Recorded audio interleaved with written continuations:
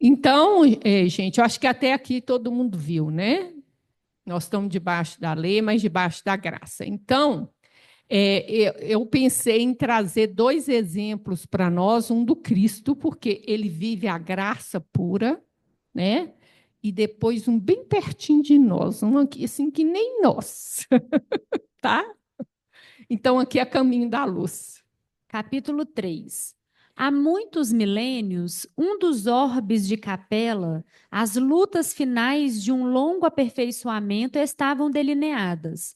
Alguns milhões de espíritos rebeldes lá existiam, no caminho da evolução geral, dificultando a consolidação das penosas conquistas daqueles povos cheios de piedade e virtudes, mas uma ação de saneamento geral os alijaria daquela humanidade que fizera jus à concórdia perpétua para a edificação dos seus elevados trabalhos.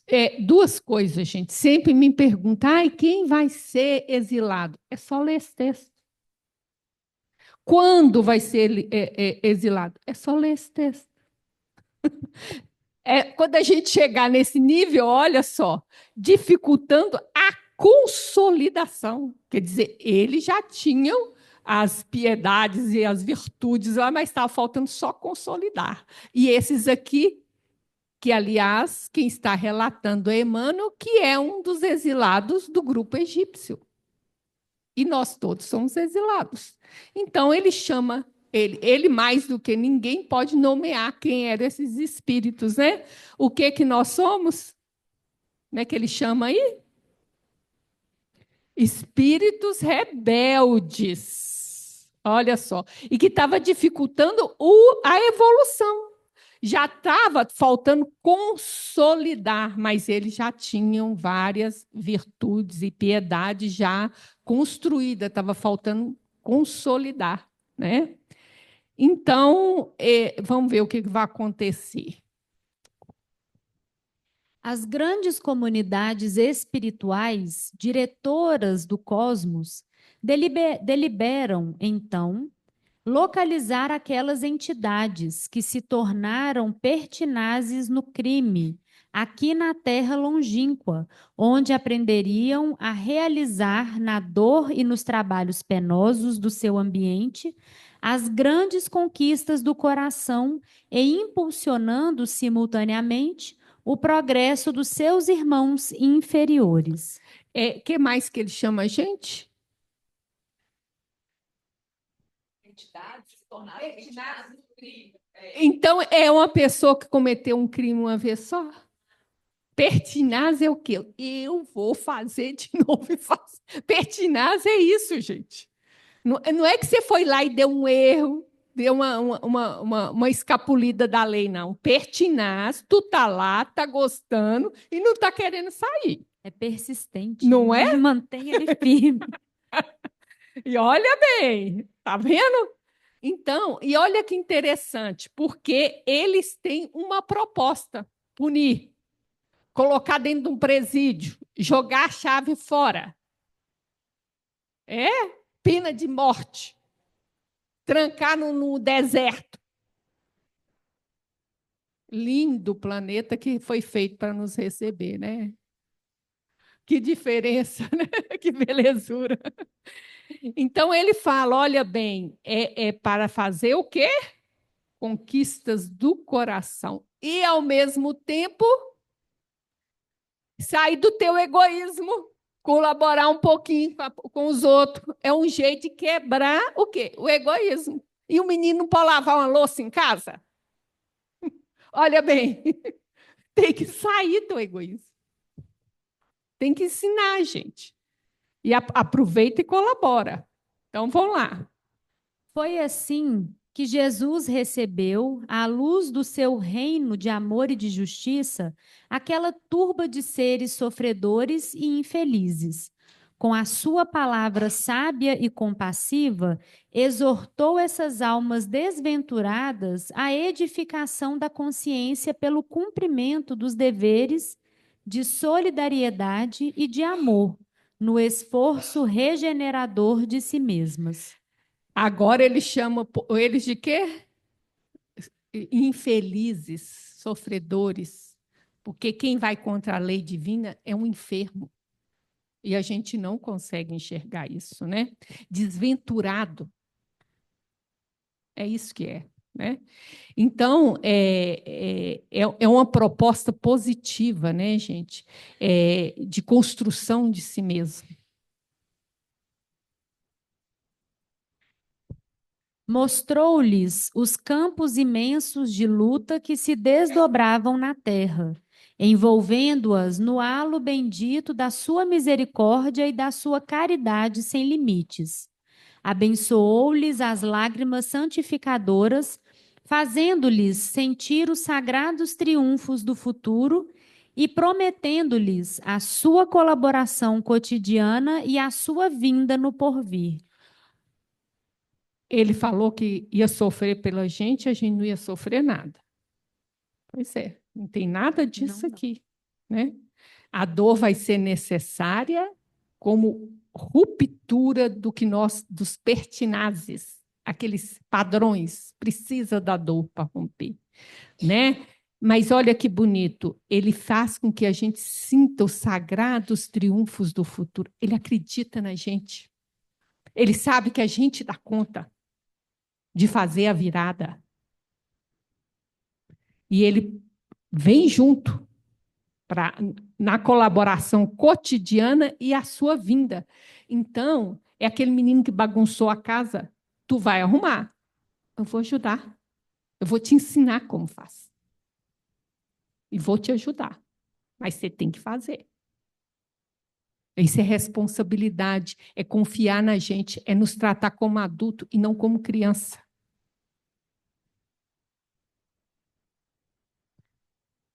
Então, gente, olha bem, eram rebeldes que se opunham à evolução, pertinazes no crime, sofredores infelizes, almas desventuradas, e ele é recebido como sabedoria e compaixão, envolvido na sua misericórdia e caridade sem limite, abençoa as lágrimas, faz com que eles sintam o triunfo no futuro, acredita no nosso potencial, né? Fala da sua presença em nos ajudar, a sua encarnação. Né? E olha a proposta que ele faz. A dor e o trabalho. São as duas ferramentas que a gente tem, a dor e o trabalho. Para edificar a consciência, é o que o Paulo chama de quê? O que é edificar a consciência? Expandir a minha consciência para me viver para Deus em Cristo. É o que Paulo chama. Isso é edificar uma consciência, é despertar e expandir. O cumprimento dos deveres de solidariedade e de amor é romper com o egoísmo. É o que Paulo chama vivos entre mortos. É romper com o egoísmo. Regenerar é o que Paulo chama de nova criatura. Regenerar quer dizer o quê? Gerar de novo, porque a minha psique, tudo o que eu penso, ela tem hoje o egoísmo e o orgulho como fundamento. Vai ter que mudar e ter o amor como fundamento. Então, uma nova geração. É um gerar de novo, é um regenerar. Por isso que vamos dizer, no Novo Testamento chama de nova criatura, nova criação. E aqui ele chama regenerar, é gerar de novo. Ou seja, andar em novidade de vida, é o autoconhecimento que eu faço esse processo. Então, é os três juntos, né? Então, é um movimento que, se a gente perceber pela lei, o nosso entender, né, no olhar de merecimento, não merecia nada daquilo que recebeu. Mas o olhar da graça, da misericórdia e do amor divino é outro olhar. Você vê que em nenhum momento fala em punição, em pagamento, em castigo. Onde é que está isso aí? É todo um processo positivo, de crescimento, de suplantar, de você se libertar, de você crescer. Então, a proposta é toda positiva. Isso é estar sobre a graça. E é a gente aceitar essa graça, né? E agora eu vou passar por um exemplo nosso, bem do nosso lado. Para quem não conhece o livro Os Mensageiros, Alfredo e Ismália eram casados, o Paulo era sócio e amigo do Alfredo, assedia a Ismália, a esposa dele. Como ele não consegue nada, ele forja uma cena em que Alfredo acha que foi traído. Daí ele constela. O que é constela? Um núcleo do inconsciente. Pelo núcleo, qual o tema? Traição. Né? Traição. E toma ele simplesmente não escuta a esposa, não vê a versão dela, não conversa com ela, ele expulsa, acaba o casamento, tira tudo dela, joga para fora na rua, tira filho, tira dinheiro, tira tudo que ele pode. E é isso, a Ismália foi para o plano superior, ele morreu, foi para o umbral. É isso aí. Então, gente, é muito interessante a gente ver isso. Todos nós estamos sujeitos a constelar. É isso que é constelar. É a gente ser tomado por um conteúdo inconsciente que nós não conhecemos e a gente perde a razão. Agiu igual louco. E a gente veio no Instagram cheio de gente louca. Porque é traída, vira louca. Isso é constelar um conteúdo que é seu. Por quê? Você acha que não vai ser traído? Pois Jesus foi, por que você acha que você não vai? Eu não estou falando só de marido, não. Traído por você. Ou você não sabe que você se trai? Não? É só você pensar nos seus sonhos que você boicota, nos seus objetivos do que você veio fazer aqui na Terra, você está cumprindo eles? Se não estiver cumprindo, você está se traindo. Amigo trai. Parente trai. É um arquétipo, traição é um arquétipo. Quer dizer o quê? Que é uma experiência que faz parte da vida. E por que eu acho que eu sou tão maravilhosa que não posso ser traída e Jesus foi traído? Entendeu? Então, tudo isso, Alfredo vai ter que se deparar na hora que ele morreu para poder suplantar, entender. E é que interessante, porque esse núcleo de dor dele, que tomou ele, pode ser um núcleo da infância, dessa vida, mas pode ser um núcleo de traições que ele fez em outra vida. E aí ele tem medo da traição. Entendeu? Que é como a gente começa a estudar a lei, como eu acho que a lei é olho por olho, dente por dente, aí eu fico na expectativa que esse trem horroroso que eu fiz com um monte de gente, uma hora vai acontecer comigo. Entendeu? É isso aí. Esse núcleo veio de um dos dois lugares, ou às vezes dos dois lugares. Deu para entender direitinho? Então vamos ver. Os Mensageiros, capítulo 27. Readquirindo a serenidade, interroguei. Mas Paulo veio ter casualmente a este posto? Não, respondeu Aniceto, atencioso. Foi trazido pelo próprio Alfredo, que se sentiu necessitado de disciplinar o coração. Nosso amigo, que hoje dirige esta casa de amor, desprendeu-se do mundo sob intensa vibração de ódio e desesperação.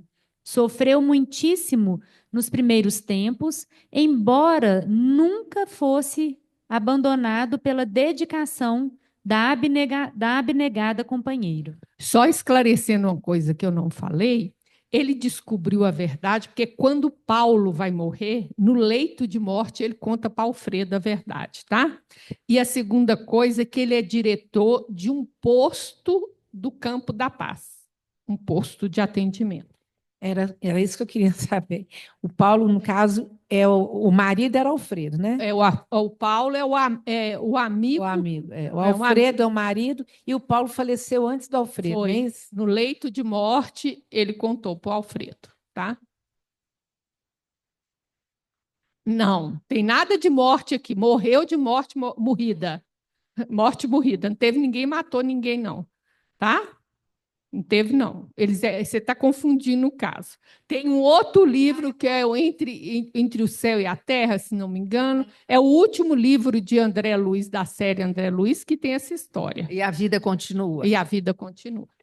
Então, gente, o interessante é qual o motivo pelo qual Alfredo foi buscar Paulo. Coração de quem?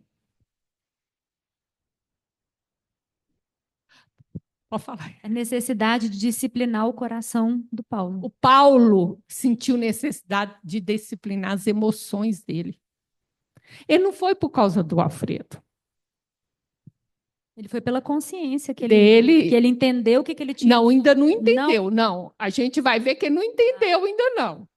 Nós vamos chegar lá, tá bom? Foi tipo um sentimento, assim, algo que atraiu ele aí. Não, ele vai pôr passo a passo aqui. Que vocês vão entender. Vamos lá. Alfredo, todavia, não pôde ver Ismália. Eu só queria chamar a atenção que a sinceridade dele já diz que ele está no caminho certo. Eu estou indo para ajudar aquele que me prejudicou. Eu estou indo porque eu preciso trabalhar essas emoções todas conturbadas, louca que eu estou sentindo. É isso.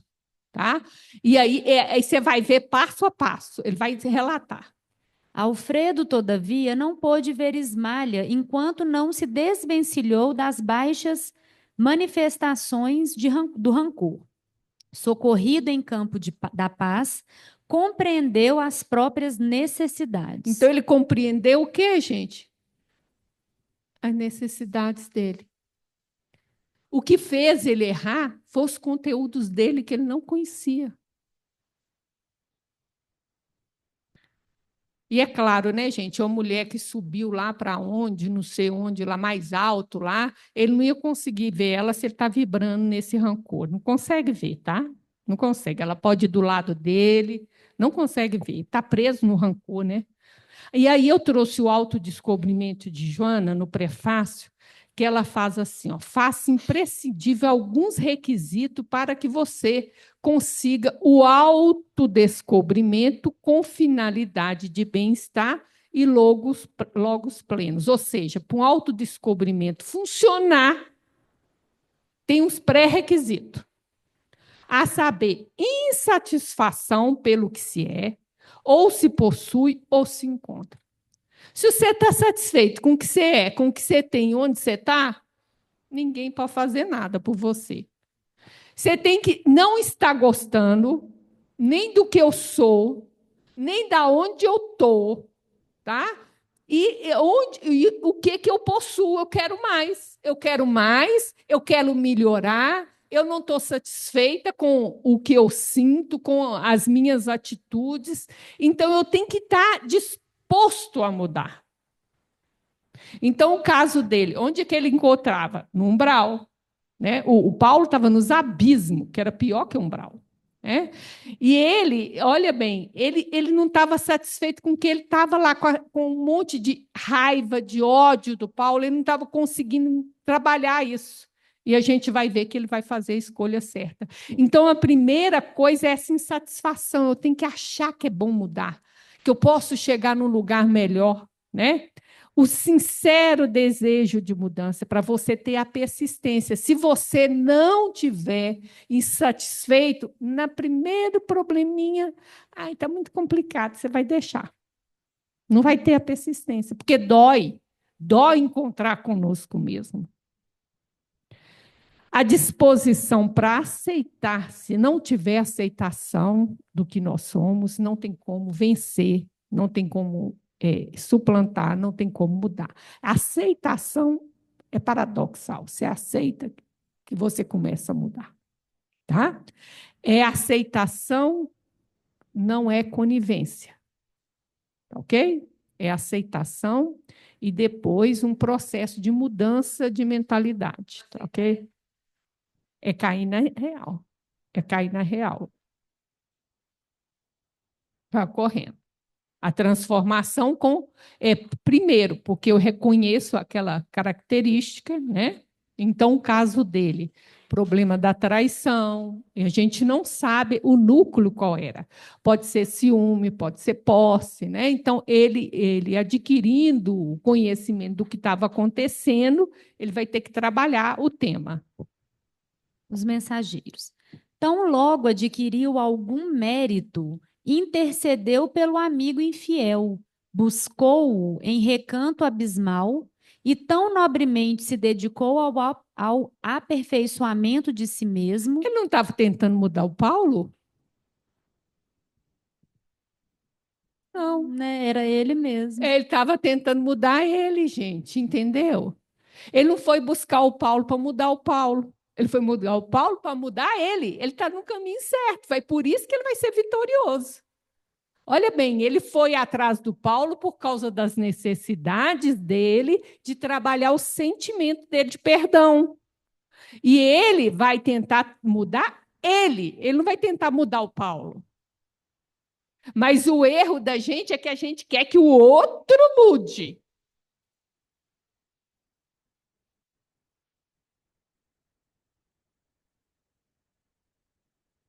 Através dele mesmo. Não, gente, o acontecimento externo é um espelho que mostra para mim o que eu preciso trabalhar dentro de mim. Então, a traição aqui foi um espelho para mostrar que ele precisava trabalhar esse tema nele. Então, ele buscou a si mesmo, ele se melhorou. Sendo assim, ele intercedeu pelo amigo e tão nobremente se dedicou ao aperfeiçoamento de si mesmo que conquistou a posição de administrar um posto de socorro. Não foi isso? Sim, mas a questão administrativa do posto lá foi porque ele foi melhorando, gente, ele foi se renovando. Não é? Você imagina, esse homem fez um autoconhecimento profundo. Ele se foi melhorando e isso foi destacando ele entre os outros e ele tornou chefe. É isso. Mas o que interessa para nós aqui é o processo dele de trabalhar si mesmo, tá? Então, logo adquiriu algum mérito, intercedeu pelo amigo infiel, buscou-o em recanto abismal e tão nobremente se dedicou ao aperfeiçoamento de si mesmo que conquistou a posição de administrador de um posto de socorro. Trouxe o tutelado em sua companhia e trata-o como irmão atualmente. Não julguem que o marido de Ismalha conseguiu essa vitória espiritual tão somente pelo fato de desejá-la. É isso que a gente vai ver agora. Vamos lá. Ele desejou-a, procurou-a. Então, ele estava insatisfeito com o que ele estava, Isso. porque ele desejou, ele procurou. Senão, você não faz esse movimento e não persiste. Alimentar, persistir. Alimentou-a e agora permanece na realização. Há muitos anos conversa com Paulo diariamente. Nos primeiros tempos, aproximava-se do enfermo como necessitado de reconciliação. Depois, como pessoa caridosa. Mais tarde, adquiriu entendimento, comparando situações. Em seguida, sentiu piedade. Logo após, experimentou simpatia e presentemente conquistou a verdadeira fraternidade, o amor sublime de irmão pelo ex-inimigo. Então, gente, olha aqui, é o Paulo devedor, e você vê que no texto ele é chamado de enfermo, né? E o Paulo é o credor, é o Alfredo. Então, gente, se o Alfredo fica debaixo da lei, o Alfredo vai ficar nesse vai e volta com o Paulo.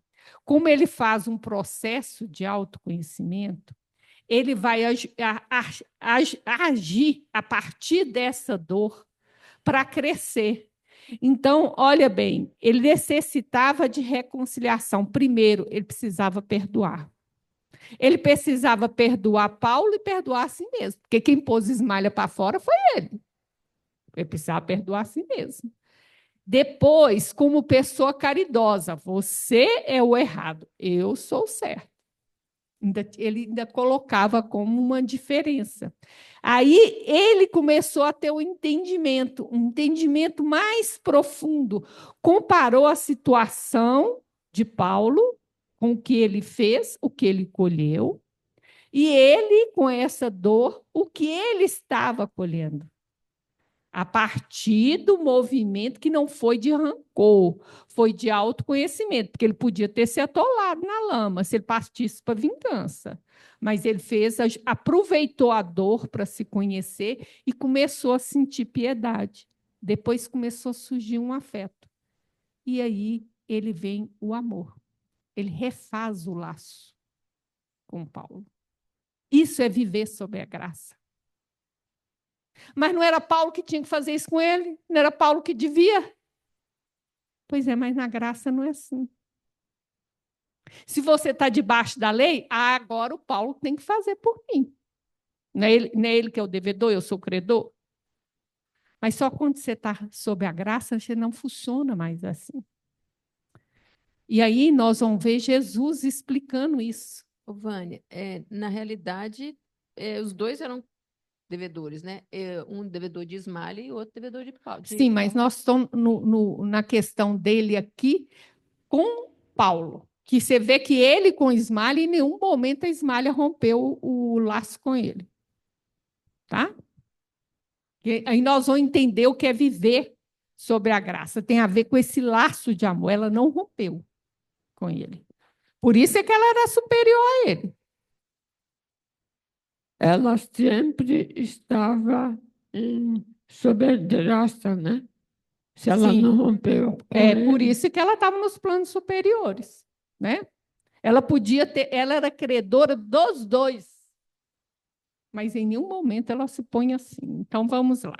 Fazendo pequena pausa, voltou a dizer espirituosamente: Como vem, o ensinamento de Jesus quanto ao batei e abrir-se-vos-á é muito extenso. No plano da carne, insistimos à porta das coisas exteriores, procurando facilidades e vantagens. Mas aqui temos de bater à porta de nós mesmos para encontrar a virtude e a verdadeira iluminação. Então, quando a vida traz uma experiência tão difícil dessa, a primeira coisa que a gente faz na nossa noção de justiça, a gente quer cobrar. A gente quer que o outro mude. A gente não entende que aquela situação aconteceu, tem algo dentro de mim que eu preciso mudar. Então, eu vou atrás que eu quero obrigar o outro a mudar, eu quero que o outro pague. E quando muito evoluído, a gente entrega, Deus vai fazer justiça. Mas a gente não refez o laço. Então, eu não entro na graça, porque eu não refiz o laço de amor. E aí, Jesus vai falar isso com a gente na Boa Nova, de maneira clara. Capítulo 14. Investigando as revelações do céu com o egoísmo que lhes é próprio, organizaram a justiça como o edifício mais alto do idealismo humano. Então, vamos parar aí só um pouquinho, gente. Então, nós estamos doentes, porque nós somos egoístas. Então, eu vejo isso sobre a ótica do meu interesse pessoal. Então, eu julgo a situação sobre o meu ângulo. Então, o que acontece? Como eu estou centrada no meu egoísmo, eu coloco a justiça. Eu quero a justiça. Eu quero olho por olho. Eu quero a vingança. E eu chamo de justiça. Pode continuar, Tati. E, entretanto, coloco o amor acima da justiça do mundo e tenho ensinado que só ele cobre a multidão de pecados. Se nos prendemos à lei de Talião, somos obrigados a reconhecer que onde existe um assassino, haverá mais tarde um homem que necessita ser assassinado. Isso não acaba nunca. É um ciclo vicioso, né? Com a lei do amor, porém, compreendemos que o verdugo e a vítima são dois irmãos, filhos de um mesmo pai. Basta que ambos sigam isso para que a fraternidade divina afaste os fantasmas do escândalo e do sofrimento. Refazer o laço de amor. E é isso que Alfredo precisava ser feito com Paulo. Refazer o ato de amor, o laço de amor. E aí está tudo bem. Tu não está sobre a lei mais, tu está sobre a graça. Entendeu, gente? E é isso que a reencarnação faz com a gente. A proposta da reencarnação é essa.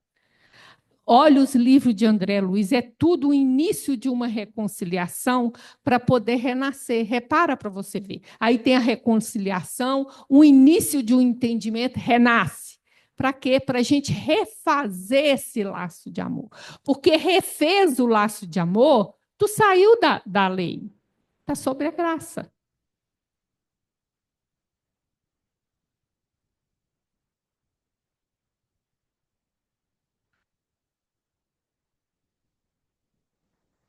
Aí eu queria te trazer isso aqui de Jesus. Porque vos digo, se a vossa justiça não exceder a dos escribas e fariseus, de modo algum entrareis no reino dos céus. Então, se uma pessoa que nunca ouviu falar de Jesus, e se eu tenho a mesma noção de justiça dela, tem algo errado. Porque é só ver como que Jesus nos tratou quando nos recebeu. E é assim que eu deveria tratar aquele que me deve. Porque aí eu vou entender que o que machucou não foi o que ele fez, foi porque tocou numa ferida que eu já tinha e não estava cuidando. Entendeu, gente? O que dói é o que está lá dentro da gente, não é o que o outro fez. Não é sobre o outro, né, Vânia? É sempre sobre a gente. Sobre a gente. Então, a questão da traição, ele tinha que trabalhar várias coisas. O orgulho, por que ele não pode ser traído? E ele nem foi traído, hein? Porque foi calúnia. Então, é essa questão que nos traz sempre para nós. E é uma questão que a gente sempre está circulando, a justiça. Justiça conforme a minha cabecinha, que eu quero trazer a justiça de Deus para o meu olhar, para o meu tamanho, e não entendo a dimensão da justiça de Deus que tem a ver com esse refazer o laço de amor. Isso é viver sobre a graça. Tá bom, gente? Deu para entender melhor o que é viver sobre a graça? É sair da lei. É sair da lei e entrar nessa dimensão da graça. Que é o que a Ismália já teve, tanto que ela não teve problema nenhum. Desde que ela morreu, ela sempre estava tentando ajudar o Alfredo e ajudar o outro também, o Paulo. Tanto que ela que vai programar a reencarnação dele. Ela não precisou passar pelo processo, ela já sabia, né, gente?